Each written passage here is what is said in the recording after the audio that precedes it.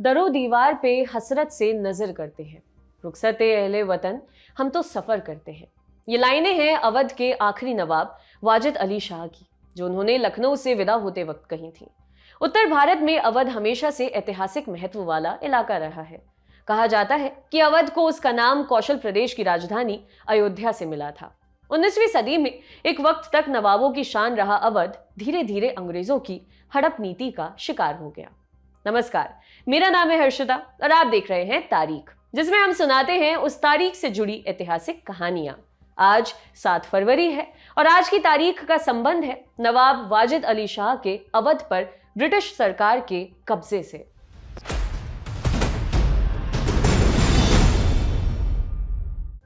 सोलहवीं शताब्दी में अवध पर मुगलों का कब्जा हो गया था, जिसके बाद अवध को मुगल साम्राज्य का एक सूबा कहा जाने लगा। इसकी राजधानी फैजाबाद बनाई गई थी। इसके बाद जब देश में अंग्रेजों का दबदबा बढ़ा तो मुगल साम्राज्य कमजोर पड़ने लगा। ऐसे में अवध को थोड़ी आजादी दे दी गई और मुगल बादशाह मोहम्मद शाह ने 1722 में वहां का गवर्नर सादत खान को बना दिया। दरअसल मुगलों की सेवा में पर्शिया के कई खुरासानी सैनिक थे। इन्हीं में से एक सादत खान भी था। पहले उसे नाजिम का दर्जा दिया गया, जिसे बाद में नवाब में तब्दील कर दिया गया। लेकिन मुगलों से कुछ हद तक ढिलाई मिलने का मतलब ये नहीं था कि नवाब पूरी तरह से अपनी मनमर्जी से शासन कर सकता था। पावर सेंटर अभी भी दिल्ली में ही था और इधर ईस्ट इंडिया कंपनी भी अवध पर अपनी निगाहें गड़ाए थी। कंपनी के लिए अवध प्रांत में हस्तक्षेप करने के बहाने खोजना बिल्कुल मुश्किल नहीं था। सादत खान की असमय मौत के बाद 1739 में उसके दामाद यानी सफदरजंग को अवध का नवाब बनाया गया। लेकिन जल्द ही सफदरजंग की मौत हो गई और 1754 में नवाब की गद्दी का हकदार बना उनका बेटा शजाउद्दौला। अवध की नवाबी में ईस्ट इंडिया कंपनी नाम का ग्रहण लगना इसी वक्त से शुरू हो गया। पहले 1757 में कंपनी की सेना प्लासी का युद्ध जीतती है और फिर 1764 में मेजर हेक्टर मुनरो के नेतृत्व में बक्सर का युद्ध। बक्सर के युद्ध में East India Company Bengal, Awadh और मुगल एम्पायर की संयुक्त सेना को बुरी तरह से हरा देती है। इसके बाद अवध का नवाब शजाउद्दौला कंपनी के साथ 1765 में एक संधि करता है, जिसे इलाहाबाद की संधि कहते हैं। इस संधि के मुताबिक कंपनी ने 50 लाख रुपए के बदले युद्ध में जीते गए अवध के कुछ हिस्से को नवाब को वापस कर दिया और ये तय कर दिया गया कि नवाब के खर्चे पर अंग्रेजी सेना की एक टुकड़ी अवध में रखी जाएगी। इस तरह शुरू हुआ ये संधियों का दौर आगे भी चलता रहा। नवाब आने वाले सालों में कंपनी के सामने सरेंडर करते गए। ब्रिटिश सेना की सुरक्षा और युद्ध में मदद के लिए अवध के नवाब ने पहले चुनार का किला, फिर बनारस, गाजीपुर और फिर इलाहाबाद के किले को भी छोड़ दिया। साथ ही साथ नवाब द्वारा कंपनी को दी जाने वाली नकद सब्सिडी भी वक्त के साथ बढ़ती गई।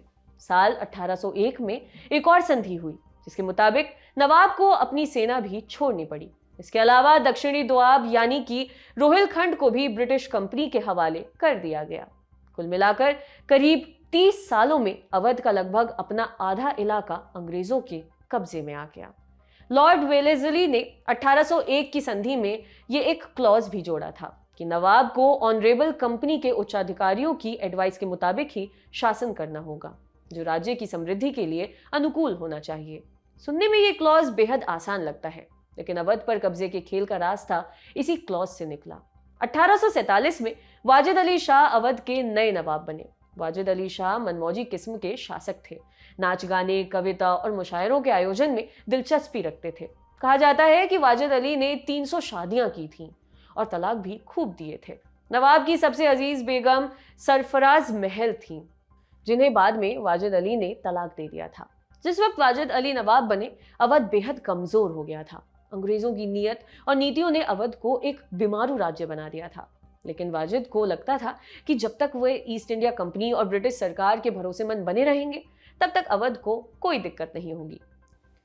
नवाब बनते ही वाजिद अली शाह ने वजारत का जिम्मा पुराने वजीर इमादाद हुसैन अमीनुद्दौला को सौंप दिया। खजाने और राजस्व विभाग की जिम्मेदारी दी गई राजा बालकृष्ण को। कहा जाता है कि नवाब वाजिद अली शाह ने अनाज को अवध से बाहर ले जाने पर पाबंदी लगा दी थी, जिसके चलते राज्य के बाजारों में खाने के लिए अनाज की कोई कमी नहीं थी। अनाज के दाम भी पहले की तुलना में कम थे। डॉक्टर राजनारायण पांडे अपनी किताब वाजिद अली शाह और परीखाना में लिखते हैं, लेकिन बादशाह वाजिद अली शाह की सुशासन व्यवस्था ईस्ट इंडिया कंपनी के हुक्मरानों को फूटी आंखों नहीं सुहा रही थी और वे शीघ्र शीघ्र अवध को अपनी झोली में डाल लेना चाहते थे। नवाब वाजिद अली शाह रोज लखनऊ में अपनी सेना की पलटनों की सलामी लेते थे। अंग्रेजों को ये नवाबी रास नहीं आती थी। अंग्रेज इतिहासकार मेटकॉफ के मुताबिक अंग्रेजों ने तमाम तरकीबें लगाकर नवाब द्वारा ली जाने वाली परेड की ये सलामी रुकवा दी। लेकिन अवध की कमजोरी की दो वजहें थीं। एक ये कि वाजिद अली का ध्यान शासन पर कम था, दूसरा ये कि अवध की सैन्य ताकत बेहद कम हो गई थी। 1848 में लॉर्ड डलहौजी गवर्नर जनरल बनकर भारत आया। डलहौजी ने अवध को ब्रिटिश साम्राज्य में मिलाने की योजना पर काम शुरू कर दिया। सितंबर 1848 में डलहौजी ने एक पत्र में लिखा था, यह अवध तो वो चोरी है जो पेड़ हिलाते ही मुंह में आ गिरेगी। लॉर्ड डलहौजी अवध पर कोई भी कार्रवाई करने से पहले वाजिद अली शाह के खिलाफ लिखित में सबूत जमा करना चाहता था ताकि वे कार्रवाई को उचित ठहरा सके। इसके लिए अवध में तैनात अंग्रेज रेजिडेंटों को विस्तृत रिपोर्ट तैयार करने का काम दिया गया। अंग्रेज अधिकारी भी डलहौजी के मंसूबे समझते थे और उन्होंने भी ऐसी रिपोर्ट तैयार की जिससे गवर्नर जनरल खुश हो जाए। सबसे पहले रिपोर्ट तैयार की अंग्रेज resident colonel William Henry Sleeman ने, जिसे 1848 में अवध में रेजिडेंट के बतौर नियुक्त किया गया था। रिपोर्ट में कहा गया कि अवध में चारों तरफ अराजकता है और इसके जिम्मेदार नवाब वाजिद अली शाह है। यह भी जोड़ा गया कि इसके बाबत सरकार को कोई ठोस कदम उठाना चाहिए। हालांकि स्लीमैन अवध को ब्रिटिश साम्राज्य से मिलाने के पक्ष में नहीं था।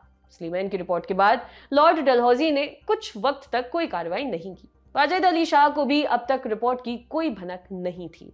हालांकि लॉर्ड डलहौजी ने 1853 में लिखा, अवध का राजा बहुत अहंकारी होता जा रहा है और भारत से जाने के पहले मुझे इसे निगल जाने में खुशी होगी। कुछ ऐसा ही उसने कंपनी के प्रेसिडेंट चार्ल्स वुड को भी भेजे खत में लिखा था। स्लीमैन की रिपोर्ट से काम नहीं बना तो डलहौजी ने एक और अंग्रेज रेजिडेंट सर जेम्स ओट्रम को रिपोर्ट बनाने का जिम्मा सौंपा। जनरल ओट्रम ने अपनी नियुक्ति के कुछ ही महीनों बाद 1855 में अवध की शासन व्यवस्था पर अपनी रिपोर्ट लॉर्ड डलहौजी को भेजी। रिपोर्ट में उसने अवध के नवाब और उसके अधिकारियों पर कुशासन के गंभीर आरोप लगाए थे, लेकिन कब्जे पर लेने लायक स्थितियां हैं ये इस रिपोर्ट में भी नहीं था। लेकिन डलहौजी ने रिपोर्ट को बढ़ा चढ़ाकर अपने उच्च अधिकारियों को भेज दिया और कार्रवाई के आदेश मांगे। जवाब में उसे अवध में कानून कार्रवाई करने की अनुमति मिल गई। सबसे पहले लॉर्ड डलहौजी ने 1801 की ट्रीटी को तोड़ने का फैसला किया, जिसके एक क्लॉज में कहा गया था कि नवाब राज्य का प्रशासन उचित ढंग से करेगा। लेकिन डलहौजी ने कहा कि इस क्लॉज का पालन पिछले 50 वर्षों में ठीक से नहीं हुआ है, इसलिए इस ट्रीटी को तो तोड़कर एक नई ट्रीटी बनाई जाए जिसमें अवध के नवाब अवध का सारा प्रशासनिक कामकाज कंपनी के अधीन कर देंगे। दरअसल डलहौजी इस बहाने ये दिखाना चाहता था कि वह अवध को अच्छी गवर्नेंस के लिए ब्रिटिश अधीनता में लाना चाहता है। हालांकि वाजिद अली शाह इस ट्रीटी को स्वीकार नहीं करना चाहते थे, लेकिन चाहकर भी कुछ नहीं कर सके। इसके बाद 7 फरवरी 1856 यानी आज ही के दिन ब्रिटिश सरकार ने एक डिक्लेरेशन जारी करके अवध को अपने साम्राज्य में मिला लिया। वाजिद अली शाह के बारे में एक किस्सा बहुत मशहूर है। कहा जाता है 1857 के गदर के वक्त जब अंग्रेजों ने हमला बोला तब नवाब अपने महल में थे और वहां से इसलिए नहीं भाग पाए क्योंकि उनको जूतियां पहनाने के लिए महल में कोई सेवादार मौजूद नहीं था और वाजिद अली शाह पकड़े गए, जिसके बाद उन्हें कलकत्ता के मटियाबुर्ज के कारावास में भेज दिया गया। इधर वाजिद अली शाह के पीछे उनकी एक पत्नी बेगम हजरत महल लखनऊ में ही रही। 1820 में जन्मी हजरत महल का बचपन का नाम मोहम्मद खानम था। कहा जाता है आज लखनऊ में जिस इमारत में भातखंडे संगीत विश्वविद्यालय है, नवाब वाजिद अली शाह के समय उसमें परीखाना हुआ करता था, जहां परियां अर्थात ऐसी महिलाएं रहती थीं जो नवाब को पसंद होती थीं। बेगम हजरत महल भी उन्हीं में से एक थी जो नवाब के बेटे की मां बनी थी। जब 1857 का विद्रोह हुआ तो हजरत महल ने स्वाधीनता के लिए लड़ने वालों की अगुवाई की थी। अंग्रेजी सेना को मौलवी अहमद शाह और हजरत महल ने लखनऊ में घुसने से रोका था। लखनऊ के आलमबाग में हाथी पर सवार होकर लड़ाई लड़ी थी। चिन्हट और दिलकुशा में भी उन्होंने अंग्रेजों को बुरी तरह हराया था।